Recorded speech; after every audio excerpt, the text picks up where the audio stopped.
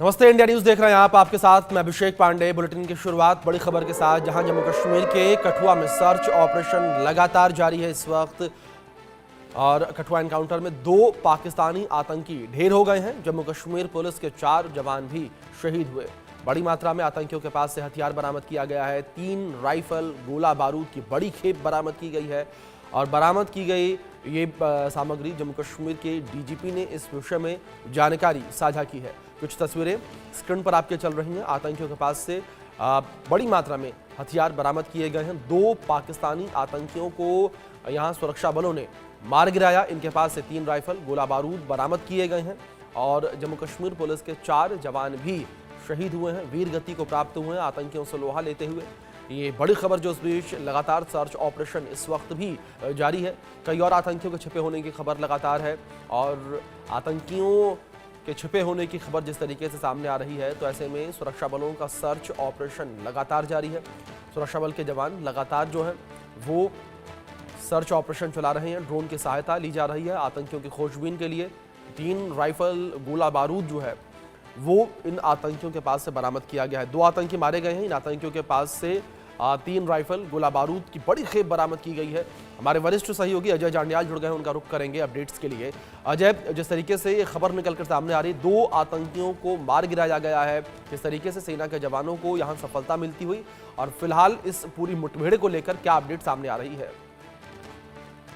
देखिए, बिल्कुल अभिषेक, लगातार जो मुठभेड़ जो है सुरक्षा बलों और आतंकियों के बीच चल रही थी। और सबसे बड़ी बात कि अभी तक जो है दोष किए गए हैं, मगर माना ही जा रहा है कि अभी भी वहां पर, क्योंकि जंगल का इलाका है, काफी घने जंगल है, वहां पर आतंकियों के और होने की मौजूदगी की आशंका है। या तो वो वहां मारे गए हैं, उनके शवों को रिट्रीव करना है, या फिर अभी वो जिंदा है और कहीं छुपे हुए हैं। उस चीज को लेकर जो है कवायद चल रही है। कल तक आपको बता दूं कि जो जवान थे उनके शवों को वहां से निकाला गया। जो जख्मी हालत में थे उनको भी वहां से वैकेट करके अस्पताल पहुंचाया गया। कुल जो है, जो जानकारी है, अभी तक 4 जो जम्मू कश्मीर पुलिस के जवान जो है वो शहीद हुए हैं और 2 आतंकी मारे गए हैं। हथियार 2 AK-47 सीरीज की राइफल और उसके साथ साथ एक M4 कार्बाइन राइफल और तमाम असला जो है वहां से बरामद किया गया है।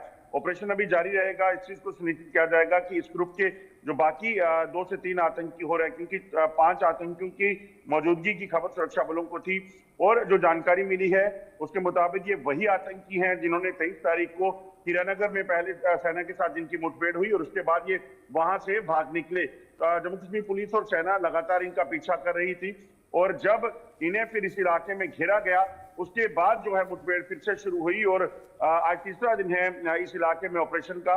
या कुल मिलाकर ये कहेंगे कि 7 दिनों से लगातार जम्मू कश्मीर पुलिस, सेना और CRPF इस इलाके में जो है इन आतंकियों के खात्मे के लिए काम कर रही है। अजय, अगर सेना के ऑपरेशन को लेकर बात की जाए, अब ऑपरेशन में किस तरीके का बदलाव देखने को मिला है? 4 से 5 दिनों से लगातार सर्च ऑपरेशन जारी है, आतंकी को तलाश की जा रही है, लेकिन इस बीच 2 आतंकियों को ढेर कर दिया गया है। लेकिन अजय, जिस तरीके से जानकारियां सामने आई थी उनमें यह कहा जा रहा था कि 4 से 5 संदिग्ध आतंकी जो है वो देखे गए हैं।